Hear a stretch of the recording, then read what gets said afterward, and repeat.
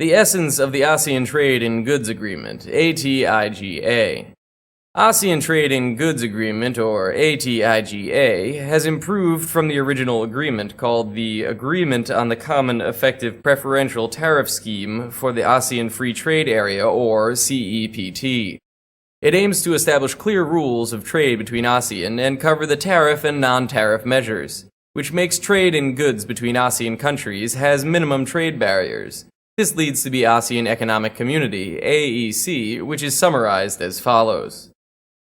Number 1. The general provisions on the Agreement on Trade in Goods of ASEAN, ATIGA, has mentioned objectives and definitions such as custom duties, restrictions on foreign exchange, rules of origin, etc., in order to understand consistently in the member countries and understand the scope of classification of goods, most favored nation, fees and import and export charge, safeguards to preserve the balance of payments, ASEAN Trade Repository, promoting participation of member countries, and general exceptions.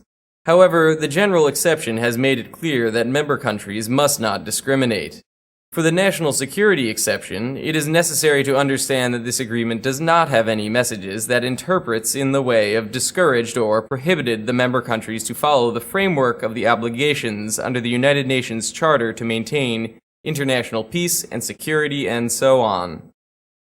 Number 2. The liberalization of tariffs. There are reduction and elimination import duties of the member countries by the cancellation of tariff rate quotas. TRQs that each member country shall not apply tariff quotas for the import of goods that originated from the member countries or export any goods to the territory of the member countries. In this agreement, the countries that must eliminate tariff quotas, TRQ, are 2 countries, namely Thailand and Vietnam. In addition, there are methods and steps to fix or a temporary suspension of concessions.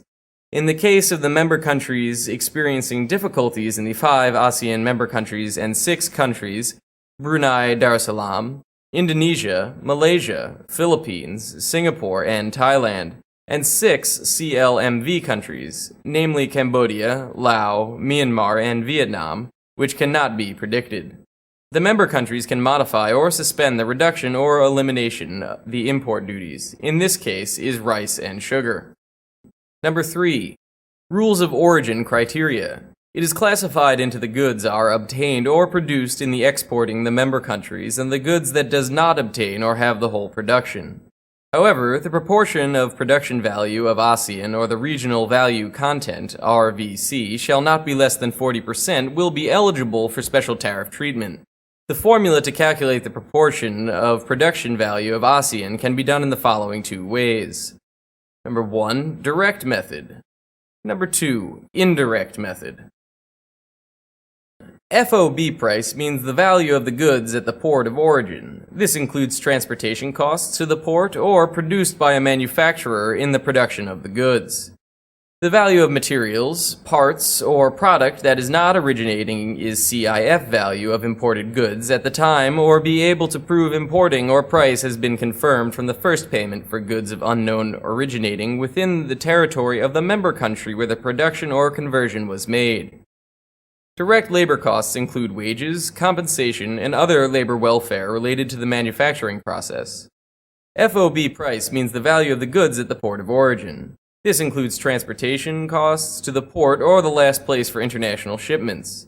FOB price shall be calculated by adding the total value of the material, production costs, profits, and other costs.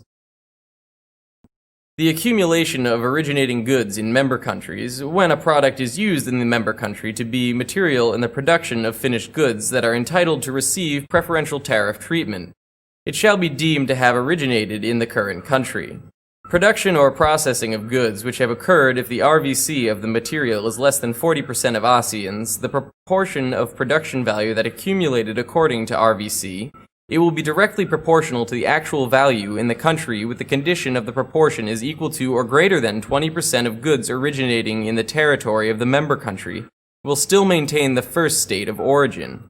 If it was sent from another member country which has no action for the excess, from the item specified by minimum criteria for relief is the goods that does not pass the change in tariff classification, which is considered originating goods.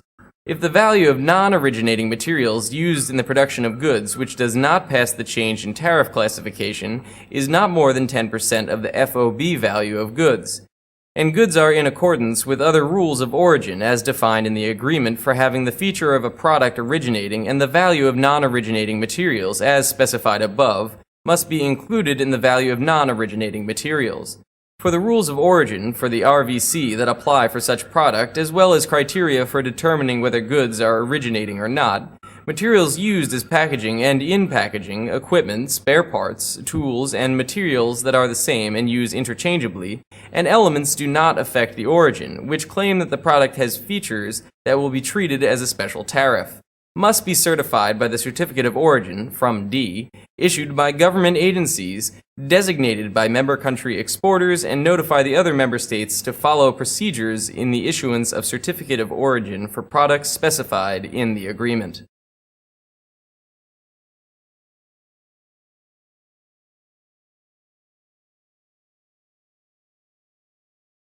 Number 4. Non-tariff measures. Member countries shall not apply any non-tariff measures on imports from member countries or exports to the other member countries, unless it is in accordance with the rights and obligations under WTO or in accordance with the agreement of ATIGA, which includes the cancellation of general quantitative restrictions, the cancellation of non-tariff barriers, the restriction of foreign exchange, the procedure of issuing import license. More importantly, each member country shall ensure the transparency of its non-tariff measures. Number 5. Facilitating trade. It determines objectives, scope, principles of the work plan related to facilitate mutual trade of member countries. This will include customs clearance, rules and trade procedures, standards and standards compliance, sanitary and phytosanitary measures, agreement on the facilitating of customs electronically at a single point, and other matters specified by ASEAN Free Trade Area Council. The action plan need to be tracked the progress every 2 years to ensure the implementation of trade facilitation is effective. Number 6. The scope of the customs procedures on goods that are traded between member countries. By laws, regulations, and policies of the member countries shall ensure that the customs procedures and several guidelines of their country are predictability, consistency, transparency, and facilitating trade as well as fast inspecting products. Number 7. Standard technical regulations and conformity assessment procedures is an agreement related to scope of the standard technical regulations and conformity process of member countries to adjust national standards of each country to be in the same direction to ensure that it does not create unnecessary obstacles to trade in establishing a single market and production base in ASEAN, and at the same time to ensure that they can achieve the legitimate objectives of member countries. Each member country must ensure that their National Institute of Standards accept the convergence of national standards. Member countries need to adopt relevant international standards to use as a first choice when preparing new national standard or revising existing standards. If there is no international standards, national standards of each country must be adjusted in the same manner. In this case, member countries shall ensure that the conformity assessment procedures will not be made, implemented, or used for or used by having the effect of creating unnecessary technical barriers to trade, and conformity assessment procedures that goods providers who are native to the territory of other member countries must comply and must not be more stringent than the conformity assessment procedures for the goods providers of the same products that originated in the country. In the field of sanitary and phytosanitary measures, all member countries must also use the same standard.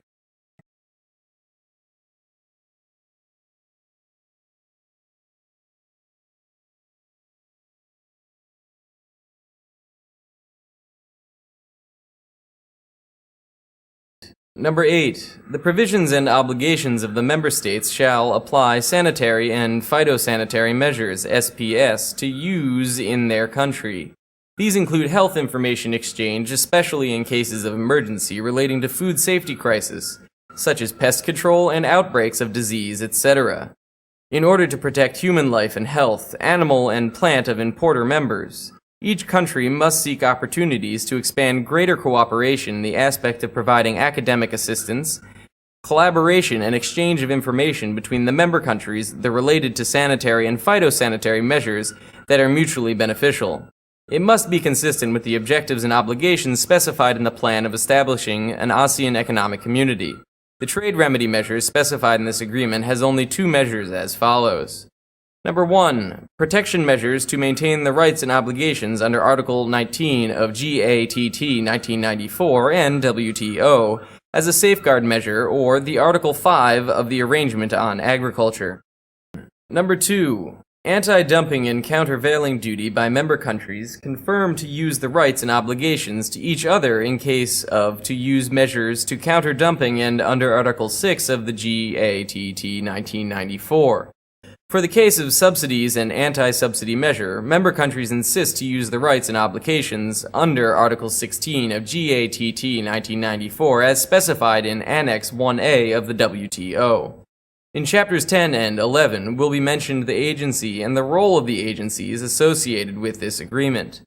It is the agency responsible for a mechanism of dialogue and consultation several agreements between member countries including reviewing and modifying provisions. This agreement is also determined that ASEAN Economic Ministers, AEM 7, must set up the ASEAN Free Trade Area Council, which consists of a ministerial-level representatives from each member country and the ASEAN Secretariat. The operation of the ASEAN Free Trade Area Council must be supported by the Senior Economic Officials Meeting of ASEAN, SEOM.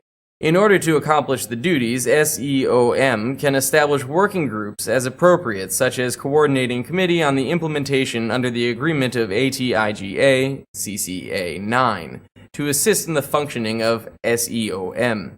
And the operation of SEOM shall ensure the implementation of this agreement, which must be coordinated and supported by technical working group and various committees under the agreement. All member countries must set up the AFTA to act as a hub for the coordination of the country to operate under an agreement of ATIGA. For other relations and agreements, which are the agreements on all aspects of the ASEAN economies that existed before the effective of ATIGA, shall have effect of enforcement.